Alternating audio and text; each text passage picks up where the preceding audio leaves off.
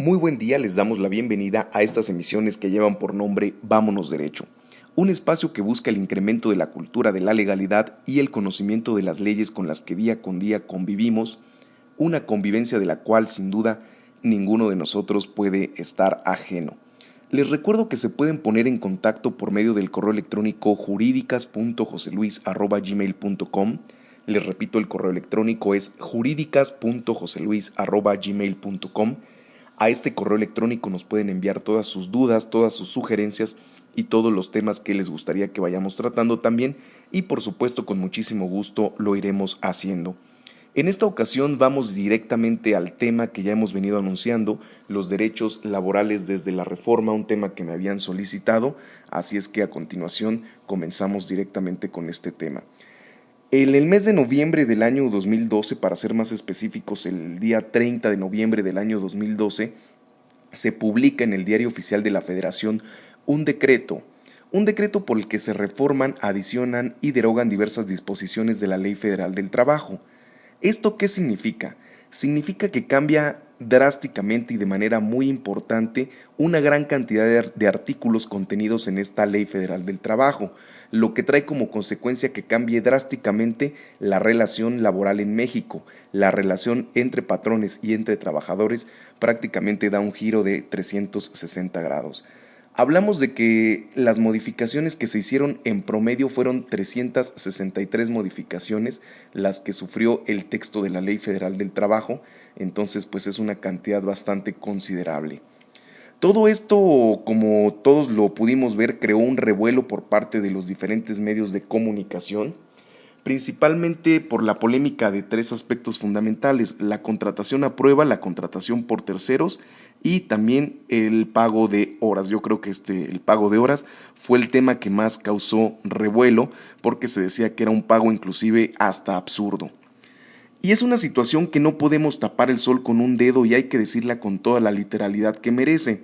Es más que evidente que esta reforma laboral tenía influencias partidistas, tenía influencias políticas y no tenía como fin precisamente el incremento del empleo como tanto se dijo. Más bien tenía como fin quizá adelgazar el sindicalismo. Creo que todos nos dimos cuenta que en algún tiempo aparecían propiedades, aparecían casas y no se sabían de dónde se obtenían esos recursos, aparecían camionetas, en fin, todo un sinfín de situaciones al cual la reforma le llamó un paquete de transparencia sindical. Este fue uno de los aspectos también motivo de esta reforma laboral.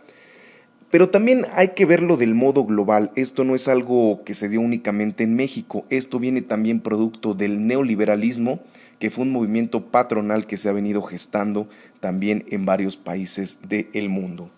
Lo que sí hemos de decir sobre esta reforma laboral es que, como todo en esta vida, tanto tiene aspectos buenos como aspectos malos, y tenemos que partir de una reflexión para irla entendiendo. Entendamos que el juego cambió y las reglas del juego cambiaron, entonces hagamos la reflexión de ir entendiendo estas nuevas reglas.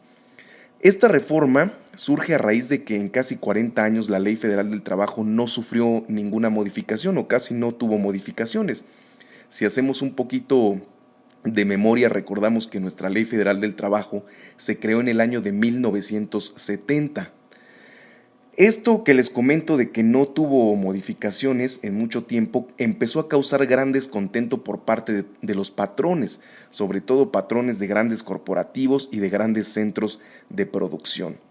En México, desde los antecedentes históricos que se tienen de las huelgas y de la lucha que hubo en Cananea y Río Blanco, recordemos que Río Blanco fue un paro patronal, en tanto Cananea fue una huelga de los trabajadores. Fueron movimientos que tendieron a la exigencia de derechos laborales y que al final se lograron. Y se logró establecer salarios mínimos más justos, jornadas laborales más justas. En fin, se lograron establecer varias prestaciones en favor de la clase trabajadora. Y es aquí lo que manifestamos como bien importante. Desde ese tiempo, las legislaciones retomaban cierta protección, o se dice, son preponderantemente proteccionistas de la clase trabajadora, es decir, tenían una preferencia sobre los trabajadores. Y voy a poner un ejemplo. Cuando nosotros acudimos a un proceso, con la finalidad de hacer una reclamación de nuestros derechos, existe una figura que se llama formalidades del proceso, una disposición que se llaman formalidades del proceso. ¿Esto qué es? Son términos de establecer cómo debemos presentar nuestra demanda, cuánto tiempo tenemos para presentarla, los escritos, algunas manifestaciones que debemos plasmar en los escritos. Estas son las formalidades del proceso. En alguna interpretación de la ley que tuve la oportunidad de leer, decían, bueno, si el trabajador omite algunas de estas formalidades, no importa. La propia junta o el propio presidente de la junta pueden pasar o corregir los errores que tenga el trabajador en su demanda. A esto se le llama suplencia en la deficiencia de la queja. Esta situación no operaba para el patrón, únicamente operaba para el trabajador, porque decían, el patrón, al ser propietario de los medios de producción, cuenta con elementos económicos, cuenta con los recursos económicos para hacerse llegar de grandes firmas de abogados que lo representen, en tanto que el trabajador pues no cuenta con los recursos para el pago de un buen abogado. Entonces, por cuestiones así, por cuestiones de este tipo, era que se iba dando principalmente protección hacia el trabajador, o una preferencia, más bien es el término. Se le daba una preferencia hacia el trabajador.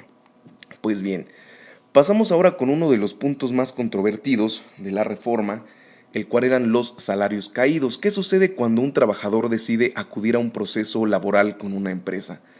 Los salarios caídos, habrá que atenernos a lo dispuesto por el artículo 89 de la Ley Federal del Trabajo, que dice que los salarios caídos deben de pagarse de forma completa y conforme al último mes de trabajo.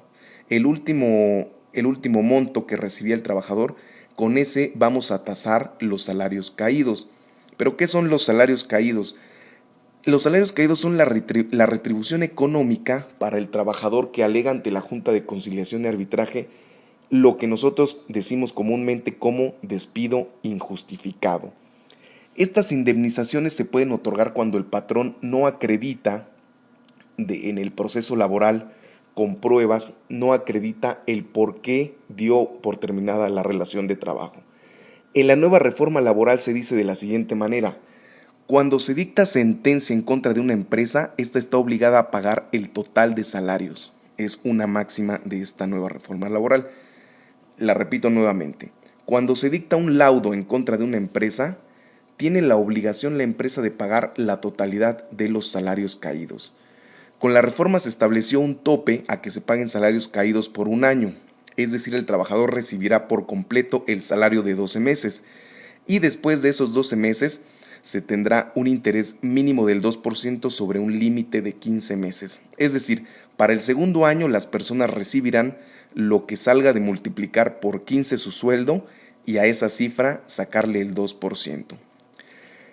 Cabe mencionar que aquí parte de esta reforma también fue mucho por la carga de trabajo que manifestaban las juntas, y principalmente esto de los salarios caídos, el tope está sobre el hecho de que los procesos eran demasiado largos.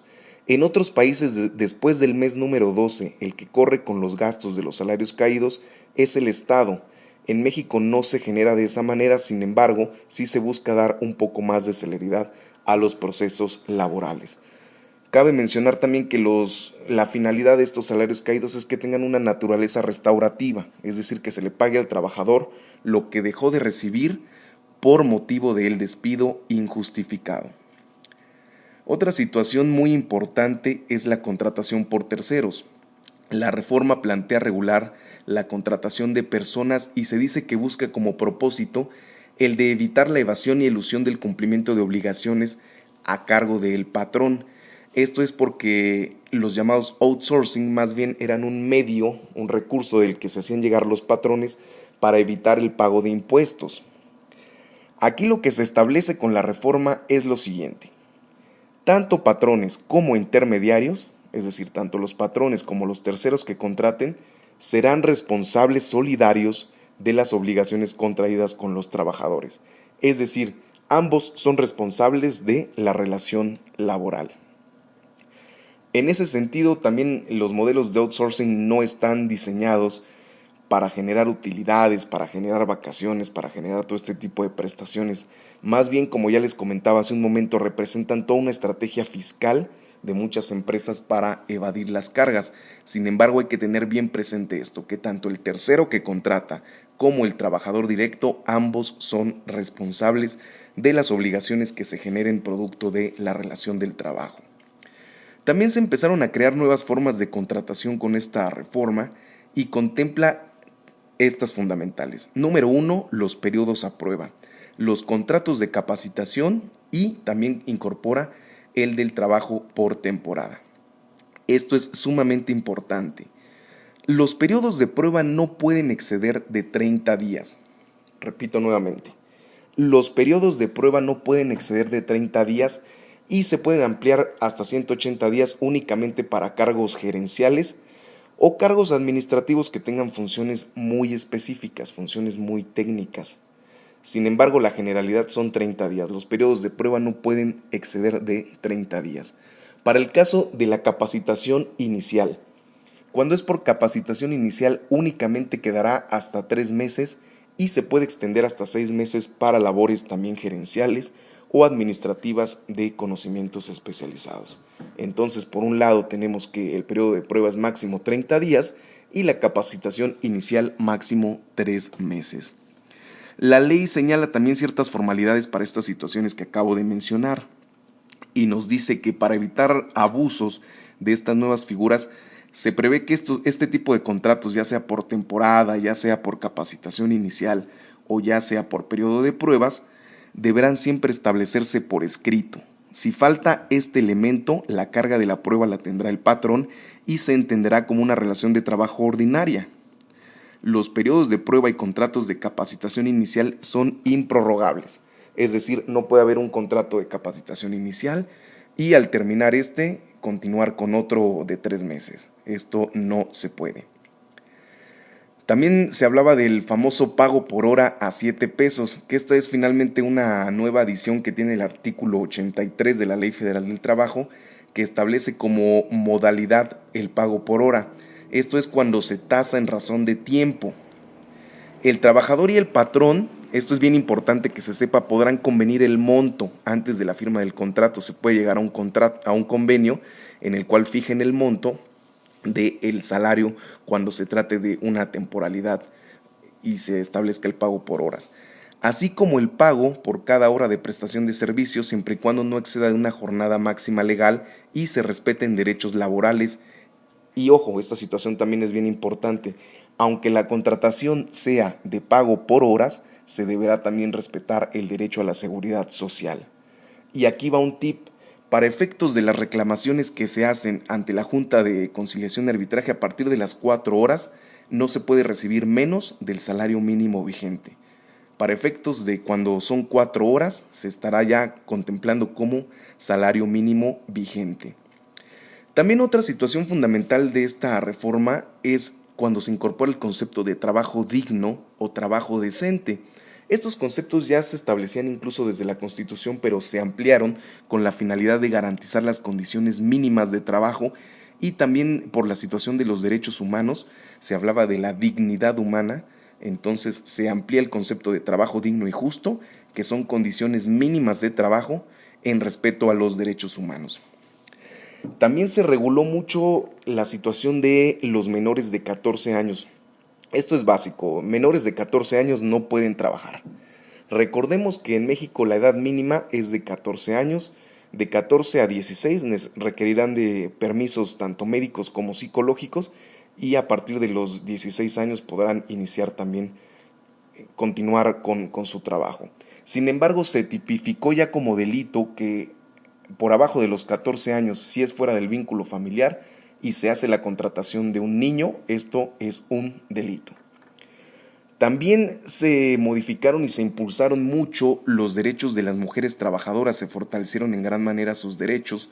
Esto respecto de los temas de acoso y hostigamiento sexual contemplados desde el artículo 3 también de esta Ley Federal del Trabajo. Los términos también de acoso y hostigamiento sexual ya estaban implícitos en la ley anterior, sin embargo, lo que hace la reforma es ampliar los términos, ampliar las penalidades y establecer incluso medidas más justas y establecer todos unos parámetros para este tipo de situaciones. Así como el hecho también de las mujeres trabajadoras, está totalmente prohibido el solicitar certificados de gravidez.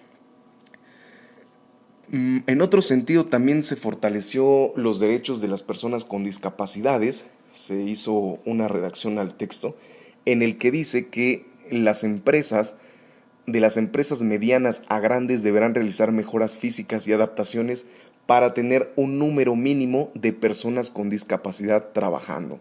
También se regula el trabajo doméstico y, por supuesto, el trabajo a domicilio. Este trabajo a domicilio es el que se realiza a distancia utilizando tecnologías y medios electrónicos de comunicación. Anteriormente no era regulado por ninguna disposición. Ahora ya se contempla como trabajo cuando se utilicen los medios electrónicos como computadora, etcétera, todos los trabajos que se realicen en domicilio. También la capacitación.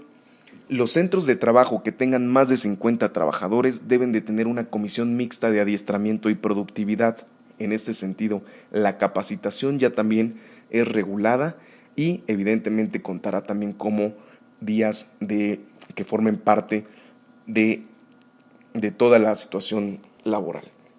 Pues bien, en este sentido vamos mencionando los aspectos más importantes y creo que se abarcaron. Sin duda, las formas de contratación y también, por supuesto, analizamos las diferentes situaciones que se venían dando respecto del outsourcing, la contratación por terceros, en fin. Es un tema que generó mucha polémica, pero pues espero que se vaya entendiendo. Les recuerdo que se pueden poner en contacto a través de juridicas.joseluis@gmail.com. juridicas.joseluis@gmail.com es el correo electrónico al cual nos pueden hacer llegar todas sus dudas y nosotros nos vemos en otra emisión más. Les agradezco su amable atención y que tengan un muy buen día.